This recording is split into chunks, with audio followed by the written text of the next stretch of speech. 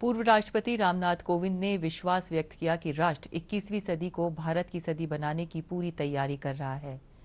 राष्ट्र के नाम अपने विदाई संदेश में उन्होंने आश्वस्त किया कि भारत का भविष्य सुरक्षित है, क्योंकि इसका प्रत्येक नागरिक भारत को निरंतर बेहतर बनाने के लिए प्रयास कर रहा है।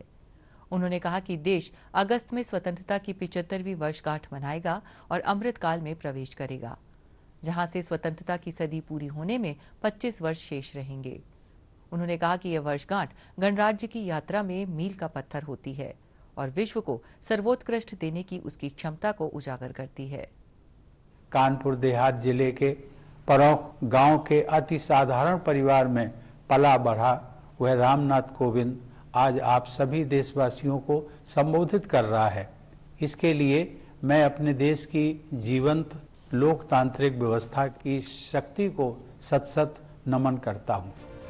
राष्ट्रपति के तौर पर अपने कार्य दिवस के अंतिम दिन जब राष्ट्रपति रामनाथ कोविंद ने राष्ट्र को संबोधित किया तो उनके शब्दों में भारतीय लोकतंत्र की उसी ताकत का जिक्र नजर आया जो किसी भी आम भारतीय को देश के सर्वोच्च संवैधानिक पद तक पहुंचने की ताकत देता है।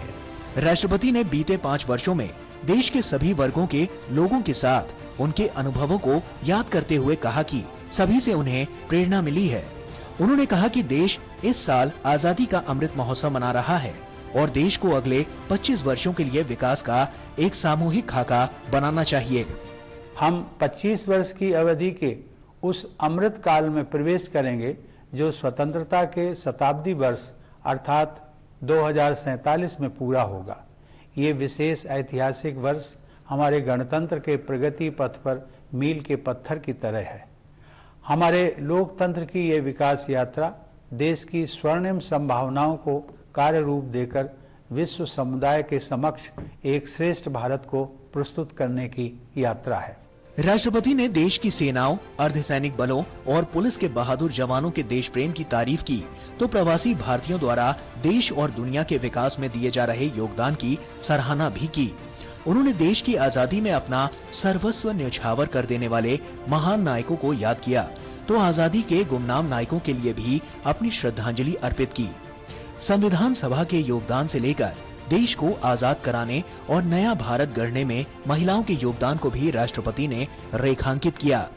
संविधान को अंगीकृत किए जाने से एक दिन पहले संविधान सभा में अपने समापन वक्तव्य में डॉक्टर आम्बेडकर ने लोकतंत्र के सामाजिक और राजनैतिक आयामों के बीच के अंतर को स्पष्ट किया था।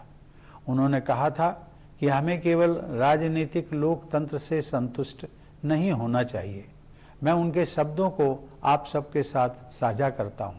उन्होंने कहा था, हमें अपने राजनीतिक लोकतंत्र को एक सामाजिक लोकतंत्र भी बनाना चाहिए। राजनीतिक लोकतंत्र टिक नहीं सकता यदि वह सामाजिक लोकतंत्र पर आधारित न हो। राष्ट्रपति ने कहा कि देश ने बीते वर्षों में तेजी से तरक्की की है, जिसकी वजह से आज देशवासियों की मूलभूत जरूरतें पूरी हो पा रही हैं। तो अब इससे आगे बढ़कर देश को लोगों के सुखमय जीवन पर काम करने की जरूरत है। उन्होंने कहा कि राष्ट्रीय शिक्षा नीति युवा भारतीयों के लिए अपनी विरासत से जुड़ने और 21वीं सदी में अपने पैर जमाने में बहुत सहायक सिद्ध होगी। तो वहीं कोरोना महामारी के खिलाफ देश ने जैसे लड़ाई लड़ी है, उससे हमारी स्वास्थ्य की मूलभूत संरचनाओं में बड़ा सुधार हुआ है। राष्ट्रपति रामनाथ कोविंद ने उम्मीद जताई है कि 21वीं सदी भारत की सदी होगी। इसको लेकर देश और देशवासी तैयार हैं और जल्द ही हम वो मुकाम हासिल करेंगे। उन्होंने महात्मा गांधी के आदर्शों को अपनाने और प्रकृति के प्रति अपनी जिम्मेदारी निभाने का देशवासियों से आह्वान भी किया।